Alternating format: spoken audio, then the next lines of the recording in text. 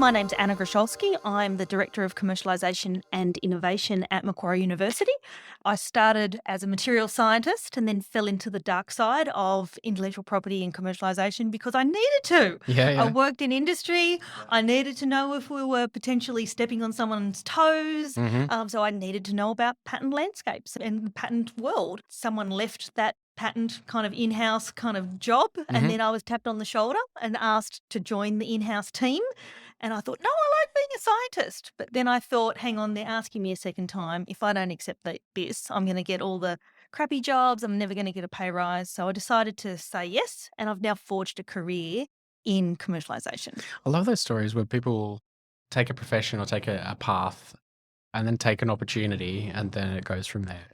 I still don't know what I want to do when I grow up. I'm one of those people. So I'm always continually learning, and I don't know if you look at. I was embarrassed when people earlier in this seminar were running through my credentials because it just goes on and on. But I'm just a continual learner. Yeah, I didn't even tell you before we recorded. I'm MGSM alumni, so that's something from the Macquarie Uni point of view. That's good. It's separate. Yeah. Well, and now I just did some behavioural economics. Okay. So now I'm kind of in the how do you nudge for good, because it's all part of this as well. Well, that ties in. So you were on a panel today about forging a career in this space. Tell us a bit more about the panel that you just took part in. Yeah, so the panel that I was on was more for startups. So I'm a service provider. I'm the technology transfer office at a university. So I help people get their ideas out and turn them into reality. But, the panel was really about what do people need to think about. We touched on intellectual property. If you actually need the rights from someone else, get them. Talk to people like me, your friendly tech transfer office. Don't kind of think that we're horrible. We're here to do a deal too, because then we've got impact through our research. So get the intellectual property rights. Think of your brand.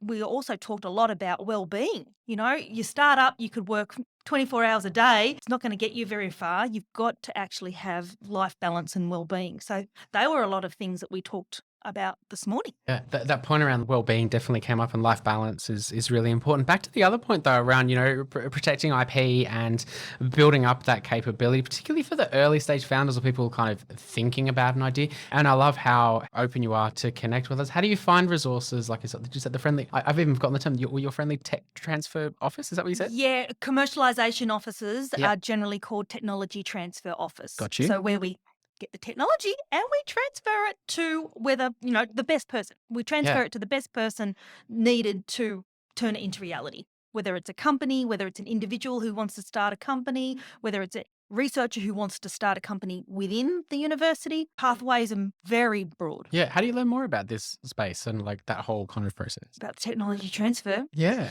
It's actually, there's some courses that you can do now on entrepreneurship, innovation. Yeah. But I tell you what, my career has been really just getting in the thick of it. I've done a Masters of Law. I'm a trademark attorney. I'm lucky enough to have studied at the Harvard Business School. It's really just understanding contracts, probably actually seeing crappy deals. Then you go, whoa, not going to do that. Yeah, So absolutely. it's real hands, dive in the deep end. Got it. No, it's speaking my language for sure. And then, so were there any kind of key takeaways you took from this panel that you think would have really resonated with the attendees today? Sophie reminded us all about media training.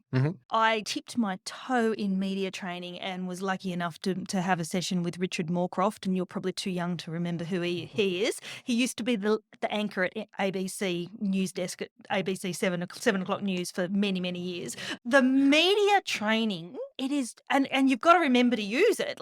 Media training is not just how to look at camera or, if you divert your eye, you might be lying or something.